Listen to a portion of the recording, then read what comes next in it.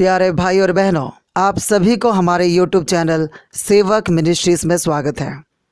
और आज का विषय है पवित्र आत्मा पाने के बाद इंसान के जीवन में क्या क्या बदलाव आता है। और आज इस वीडियो में मैं आप लोगों को बताना चाहूँगा कि जब एक इंसान आत्मा पाता है तो उसके जीवन में कौन कौन सा बदलाव आता है। और ये वीडियो बनाने का उद्देश्य मेरा यह है कि आज बहुत सारे मसीह ये कन्फ्यूजन में है कि जो लोग को वो देख रहे हैं कि वो आत्मिक है, अन्य भाषा बोल रहे हैं, भविष्यवाणी कर रहे हैं, लोगों को चंगाई कर रहे हैं, फिर भी उनका जो जीवन है बाइबल के साथ मैच नहीं खाता। मेरे कहने का मतलब है बाइबल की विपरीत है। तो मेरे भाई और बहनों, आज मैं आप लोगों से कहना चाहूँगा कि एक इंसान को हम लोग कैसे पहचाने या खुद हम कैसे अपने आप को पहचाने कि मुझ में आत्मा है या नहीं है। आज मैं आपको सही रीति से बताना चाहूँगा कि पवित्र आत्मा पाने के बाद इंसान के जीवन में क्या बदलाव आता है। पहली बात, जब कोई आत्मा पाता है तो यीशु मसीह को प्रभु स्वीकार करता है, जो हम पहला कुरिन्थियों 12:3 के आधार पर हम देखते हैं। और इसमें यह है कि आपको ये लगेगा कोई भी इंसान तो यीशु को प्रभु कह सकता है, तो क्या वो आत्मिक इंसान है? मैं आज आपको समझाने की कोशिश करूंगा कि सिर्फ मुंह से बोलने वाले नहीं, जो दिल से यीशु को प्रभु स्वीकार करते हैं, मालिक स्वीकार करते हैं, वो इंसान आत्मा पाया हुआ होगा। क्योंकि बाइबल कहता है ना कोई पवित्र आत्मा के बिना कह सकता है कि यीशु प्रभु है। पवित्र आत्मा है तो वो सच्चे दिल से यीशु को प्रभु मानेगा और अपने जीवन को उस प्रभु, उस मालिक, उस स्वामी के अधीन करेगा। कहने का मतलब यह है कि जो कोई इंसान यीशु मसीह को प्रभु स्वीकार करता है या आत्मा पाया है, वो अपने को परमेश्वर के दास समझकर परमेश्वर को आदर करेगा और परमेश्वर के सामने नम्र और दीन बन के अपना जीवन को गुजारना शुरू करेगा। और जो कोई कहता है कि मुझे आत्मा है लेकिन उसके अंदर ना दीनता है, ना नम्रता है और ना ही परमेश्वर की अधीनता है, तो ऐसे इंसान आत्मा पाया नहीं हुआ है।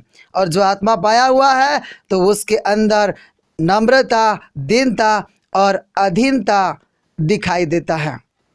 और दूसरी बात है, जो आत्मा पाया हुआ व्यक्ति सामर्थी होगा, जो प्रेरितों का 1:8 में लिखा हुआ है, परंतु जब पवित्र आत्मा तुम पर आएगा तब तुम सामर्थ पाओगे।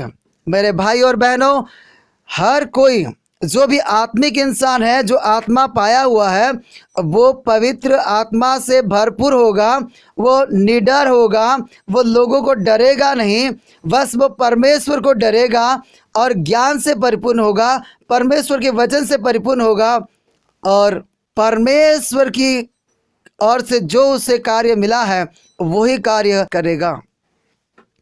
और तीसरा है, जो आत्मा पाया हुआ व्यक्ति वो गवाही बनता है। जैसे प्रेरितों 1:8 में लिखा हुआ है, परंतु जब पवित्र आत्मा तुम पर आएगा तब तुम सामर्थ पाओगे और यरूशलेम और सारे यहूदिया और सामरिया में और पृथ्वी के छोर तक मेरे गवाह होंगे। मेरे भाई और बहनों, जो कोई इंसान आत्मा पाया हुआ है वो चुप नहीं रहेगा, वो मसीह की गवाह बनेगा। वो मसीह से जो सुना है, जो उसके जीवन में एक्सपीरियंस है, जो उन्होंने देखा है, जो उन्होंने जाना है, वो सारे बातों को लोगों के सामने वो प्रकट करेगा। और वो परमेश्वर के समय, परमेश्वर के नियम और परमेश्वर की योजना के आधार पर वो परमेश्वर के कार्य करेगा।